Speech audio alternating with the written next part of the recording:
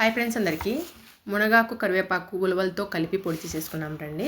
మునగాకు కరివేపాకులో vitamin A పుష్కలంగా ఉంటుంది. మన కంటికి, హెయిర్కి చాలా మంచిది. రక్త ప్రసరణకు కానీ చాలా మంచిది అనమాట. ఇలా చేసుకొని మన పిల్లలకి రెగ్యులర్గా ఒక స్పూన్ నెయ్యి వేసి అన్నంలోనే పెట్టచ్చు. దోశలోకి, ఇడ్లీలోకి, దేంట్లోకైనా తినచ్చు. ఇప్పుడు స్టవ్ మీద కడాయి పెట్టేసుకొని 1 స్పూన్ ఉలవలు, 1 స్పూన్ పెసరపప్పు, 1 స్పూన్ శనగపప్పు, ఉద్దిబ్యాళ్ళు 1 స్పూన్, తెల్ల నువ్వులు 1 స్పూన్, జీలకర్ర 1 స్పూన్ వేసేసుకొని వేగాక పక్కకు తీసేసుకున్నాము. ఇప్పుడు 7-8 ఎండుమిర్చి కానీ వేయించుకొని పక్కకు తీసేసుకున్నాము. ముందుగా శుభ్రం చేసి పెట్టుకున్న మునగాకు కరివేపాకు కూడా డ్రై అయ్యేలాగా వేయించేసుకున్నాం అన్నమాట.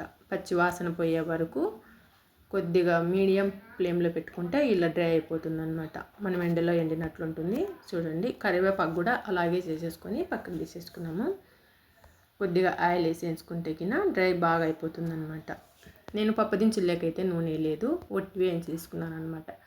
ఇప్పుడు ఇవన్నీ వేయించేసుకున్నాం కదా, ఇవన్నీ మిక్సీ పట్టేసుకున్నాము. ఎండుమిర్చి పప్పుదినుసులు వేయించుకున్నాం కదా, వేసేసుకొని టేస్ట్కి తగ్గట్టు ఉప్పు వేసుకొని ఆడేసేసి ముందుగా వేయించి పెట్టుకున్నాం మునగాకు కరివేపాకు కూడా వేసేసి కొద్దిగా చింతపండు, వెల్లుల్లి రెబ్బలు కూడా వేసేసి మెత్తగా ఆడిచ్చేసుకున్నాము. చూడండి, పొడి అయితే రెడీ అయిపోయింది కదా. ఇప్పుడు దీనికి కొద్దిగా తాలింపు వేసుకున్నాము.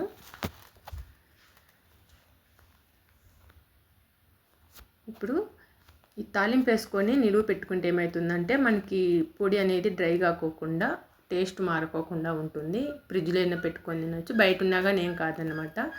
మనము ఇది మెత్తగా ఇది ఏమి ఉండదు కదా, పక్కనున్న బాగుంటుంది. చూడండి, మునగాకు పొడి అయితే రెడీ అయిపోయింది కదా. ఇలా ట్రై చేయండి మీరు కూడా. చాలా హెల్త్కి చాలా మంచిది. ఇది ఇడ్లీ లేకైనా దోశ లేకైనా వేసుకొని తినచ్చు.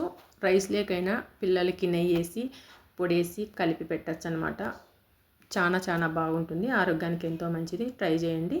లైక్ చేసి సబ్స్క్రైబ్ చేయండి friends. Thank you for watching. Bye.